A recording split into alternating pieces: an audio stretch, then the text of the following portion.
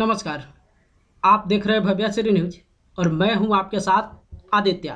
Social media platform पे आप काफ़ी सारा वीडियो देखे होंगे जिसमें क्रिएटर्स की तरफ से ये बताया जाता है कि जब भी एरोप्लेन जो है बादल के ऊपर से गुजरती है या फिर आकाश में जब वो उड़ती है तो उसका प्रतिबिंब धरती पे नहीं बनता है, यानी कि किसी भी उड़ते हुए एरोप्लेन का छाया जो है धरती पे नहीं दिखाई देता है। क्या इसमें कितनी सच्चाई है वो आज इस वीडियो में हम आपको बताने वाले हैं, वो भी लाइव इस वीडियो में हम आपको दिखाने वाले भी हैं।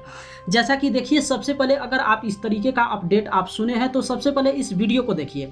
जो वीडियो हम आपको स्क्रीन पे दिखा रहे हैं, यहाँ पे आप देखेंगे तो ये वीडियो हम एरोप्लेन के अंदर से शूट किए हुए हैं। स्पाइस जेट के प्लेन से ये हम आपको दिखा रहे हैं और यहाँ पे आप देखेंगे तो ये मुंबई एयरपोर्ट पे जो है लैंड करने वाली है। लेकिन उससे पहले का आप नज़ारा देखिए, जो भी मुंबई का बिल्डिंग आप देख रहे हैं, लेकिन इस वीडियो के सबसे नीचे देखिए, यहाँ पे आपको ब्लैक कलर में, यानी कि बिल्कुल डार्क ब्लैक में जो है आपको यहाँ पे एरोप्लेन का छाया भी आपको दिखाई दे रहा होगा।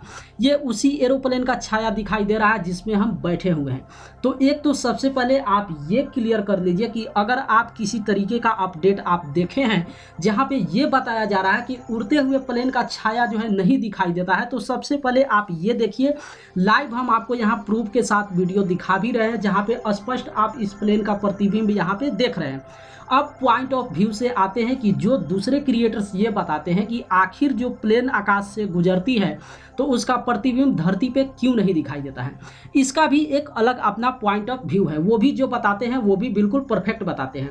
ये तो हम लाइव आपको दिखाए हैं। चलिए, अब रीजन क्या होता है, आखिर वो आपको क्यों इस तरीके से बताते हैं, वो सबसे पहले आप समझ लीजिए। जैसा कि आप जानते हैं कि अगर किसी भी वस्तु का प्रतिबिंब हमें देखना है, मान लीजिए हमारे पास कोई भी वस्तु है या फिर पृथ्वी पे कोई भी वस्तु है या फिर आकाश में कोई भी वस्तु है, अगर उसका छाया हमें देखना है तो इस बात को आप भली भांति जानते होंगे कि किसी भी वस्तु के प्रतिबिंब को देखने के लिए हमें वस्तु के पास पहुंचना बड़ा ही जरूरी हो जाता है। अब ऐसा है नहीं कि मान लीजिए मेरे पास एक व्हीकल्स है, कोई भी गाड़ी है और उसका प्रतिबिंब अगर हमें धरती पे देखना हो तो हम 1 किलोमीटर दूर चले जाए तो उसका छाया हमें नहीं दिखाई देगा। इसका मतलब एक चीज़ फैक्ट हो जाता है कि किसी भी वस्तु का प्रतिबिंब हमें देखने के लिए उस वस्तु के पास पहुंचना बड़ा ही जरूरी हो जाता है। यही कारण है कि फिर से जो हम आपको इस वीडियो को दिखा रहे हैं, ये देखिए, इसमें जो एरोप्लेन का छाया आपको दिखाई दे रहा है, ये इसीलिए दिखाई दे रहा है कि इस एरोप्लेन का छाया हमें देखने के लिए हमें प्लेन के पास जाना जरूरी हो जाता है। चूंकि हम प्लेन के अंदर से इस वीडियो को शूट कर रहे हैं, इसलिए इसका प्रतिबिंब स्पष्ट यहाँ पे दिखाई दे रहा है। लेकिन धरती पे जो भी लोग होंगे इस समय जो मौजूद होंगे, अगर वो लोग इस धरती पे इस छाया को नहीं देख सकते हैं। रीजन ये है कि एक तो पहले ही हम आपको बताया कि किसी भी वस्तु का प्रतिबिंब देखने के लिए हमें वस्तु के पास पहुंचना होता है। चलिए, दूसरा एक और लॉजिक है जिस लॉजिक के कारण क्रिएटर्स ये आपको बताते हैं कि धरती पे किसी भी उड़ते हुए प्लेन का छाया नहीं बनता है। इसका एक सबसे बड़ा लॉजिक ये है कि आप ये समझिए कि एरोप्लेन की जो स्पीड होती है वो कितना फास्ट है। सबसे पहले आप ये समझ लीजिए, सेकेंडों में कितना किलोमीटर की दूरी वो तय कर देती है। अब किसी भी प्रतिबिंब को हमें धरती पे देखना है तो सेकंड में आप देखिए कितना किलोमीटर का वो दूरी तय कर रही है।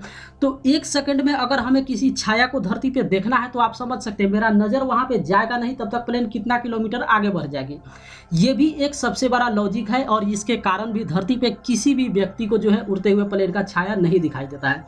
तो 2 पॉइंट ऑफ व्यू से हम आपको बताए हैं कि एक तो अगर हमें एरोप्लेन का छाया धरती पे देखना है तो उसका सबसे बड़ा यही है कि हम उस वस्तु के पहुंच जाए। इसका मतलब अगर आप प्लेन में चले जाते हैं तो उस प्लेन का प्रतिबिंब आप धरती पे देख सकते हैं।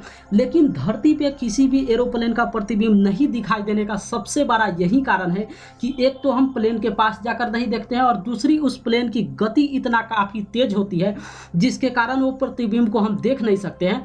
और तीसरा एक और चलते चलते लॉजिक हम आपको ये भी बता दें कि किसी भी प्रतिबिंब को बनने के लिए एक डिस्टेंस वहाँ पे होना बड़ा ही जरूरी हो जाता है।